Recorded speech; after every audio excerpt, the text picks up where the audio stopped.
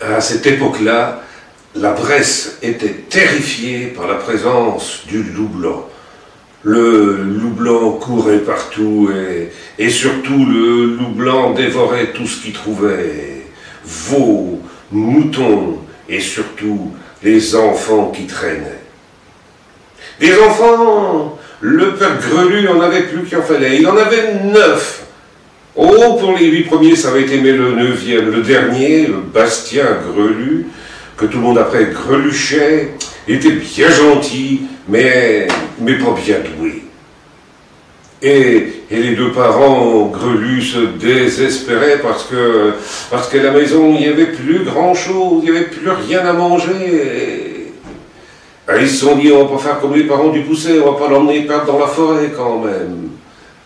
Justement, il fallait aussi qu'ils aillent payer leur terme à monsieur de Bois-Chenu dans son château, le propriétaire de la ferme.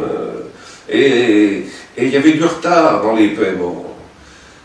Ah, le père Grelu a dit non, moi j'y vais pas. Sa femme a dit moi non plus. Bon, on n'a qu'à envoyer Bastien, en plus, si jamais. C'était quand même pas très aimable d'imaginer que le loup blanc pourrait faire son affaire du Bastien Greluchet. Eh ben, ils ont réveillé le gamin, sa mère lui a donné un panier avec des choses dedans, avec un joli torchon bien blanc par-dessus, puis va, allez, fonce au château de monsieur de Bois-Chenu. Et le gamin est parti, faisant bien attention à son panier. Ce jour-là, il avait neigé. À un moment donné, il s'est arrêté pour faire tomber la neige de ses sabots, et là, il a entendu une galopade derrière lui, et quand il s'est retourné, il a vu le loup blanc qui arrivait à toute vitesse. Alors le Bastien Greluchet s'est sauvé, il est parti aussi vite qu'il a pu, et il sentait le loup blanc qui se rapprochait derrière lui. Heureusement, il a vu un vieux saule, alors il a grimpé sur le saule, et puis comme le tronc était creux, il a glissé à l'intérieur, et là, il a entendu le loup blanc qui reniflait tout autour, et qui passait, et qui s'en allait pas. Et à un moment donné, le loup s'est assis juste contre le saule.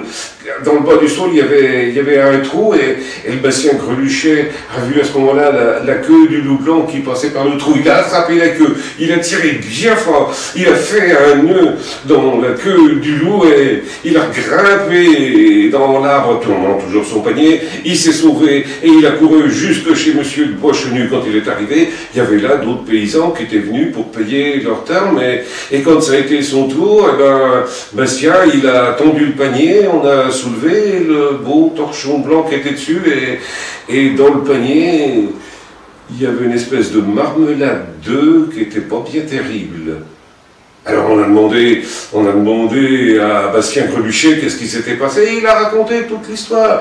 Et il a dit, il y a même qu'il y a le loup blanc qui est encore accroché dans le vieux saule. Faut vous dire, monsieur de Bois-Chenu avait une fille, Blanchette. Blanchette se languissait, elle avait perdu le sens de rire.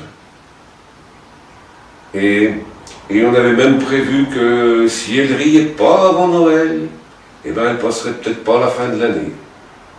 Mais quand Blanchette a entendu le récit de Bastien Greluchet, et ben là, elle a éclaté de rire, et monsieur de Bois-Chenu était si heureux de voir sa fille en bonne santé qu'il a pardonné à Bastien Grelu, et qui lui a même fait quitte des sous que son père lui devait.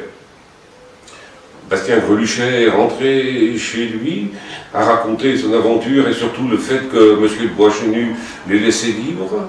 Monsieur de Bois-Chenu a rassemblé ses gens, et ils ont été voir s'ils ne pouvaient pas faire son affaire au loup blanc, mais quand ils sont arrivés au saule, plus trace du loup blanc, si ce n'est sa queue que le loup avait perdue.